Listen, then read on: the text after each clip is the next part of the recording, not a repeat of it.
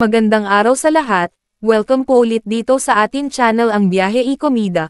Maraming salamat sa lahat ng nag-subscribe indeed. Punta tayo sa atin topic, October 7, 2025. Maris Racal, bagong leading lady ni Coco Martin sa Batang Quiapo. Ratings ng Batang Quiapo, dumidikit na muli sa sangre. Mukhang yumpek ang pasabog na trailer ng FPJ's Batang Quiapo bilang pagsisimula ng bagong yugto ng Kapamilya Primetime Series noong Lunes, October 6, 2025.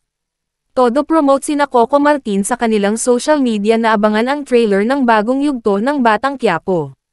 Pasabog ang trailer nito, at pinag-usapan sa social media ang maaksyong eksena ni Maris Racal. Hanggang ngayong Martes, October 7, ay trending pa rin siya sa X, dating Twitter. Pinuri ito ng netizens. Ang sabi pa ng iba, akala nila ay hindi bagay si Maris maging leading lady ng Kapamilya Primetime King, pero pwede naman daw pala. Si Maris, na gumaganap bilang si Ponggay na kaya ang leading lady ni Coco sa bagong yugto ng Batang Quiapo. Nagsimula ang bagong yugto ng Batang Quiapo noong Lunes at dumikit ang rating nito sa Encantadia Chronicles, Sangre. Consistent kasing mataas ang rating ng Sangre, at medyo malaki na ang agwat nito sa Batang Quiapo. Noong Biyernes, October 3, ay nakapagtala ng 13.8% rating ang Sangre. Ang Batang Quiapo ay 10.2%. Sumunod ang Sanggang Dikit, na hindi man lang nadikitan ng It's Okay to Not Be Okay. Naka 9% ang Sanggang Dikit, habang naka -4.7% naman ang It's Okay. Noong Lunes, October 6, dumikit na ang Batang Quiapo dahil siguro sa pasabog na trailer nila at pinag-usapan ito online. Naka -12.1% ang Sangre, at ang Batang Quiapo ay 12%.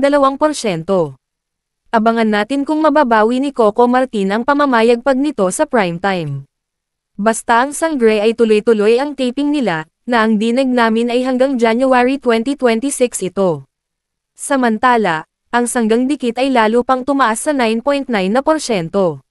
Bumaba naman ang It's Okay to Not Be Okay, na malapit pa namang matapos, sa 4.5%.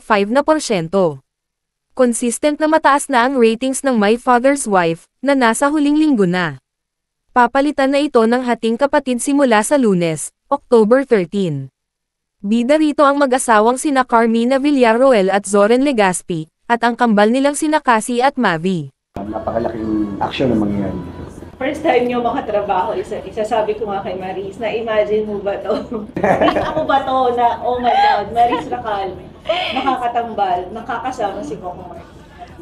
Ako, nung nag-ask si Coco ng meeting, sabi ko, talaga ba?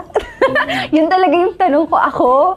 And sobrang na-excite ako. And I feel so blessed ngayon dahil pinagkatiwalaan ako sa role na to. Binigay sa akin yung tiwala and hindi ko sasayangin yung opportunity na to. Ibibigay ko yung buong puso ko. Ito na po ba ang magiging bago mo pinili? Honestly, sabi ko nga nung binubuo namin yung kwento, nag-iisip ako ng panibagong kwento, ng panibagong yugto ng buhay. Honestly ako, as an actor, director, and producer, nakikita ko yung potential niya. Nasabi, ang ganda ng mga projects ng Maris. At lahat ng projects niya tumatak. Ang lakas ng sa tao.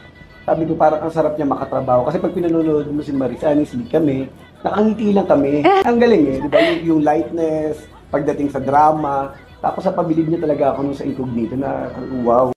E-click ang mga link sa description box para sa kabuuan ng video. Bisitahin ang website ng pep.ph para sa kabuuan ng artikulo at para sa ratings ng ibang show.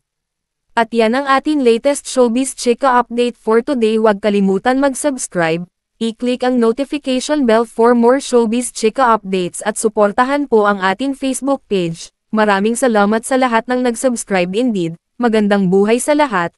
Adios!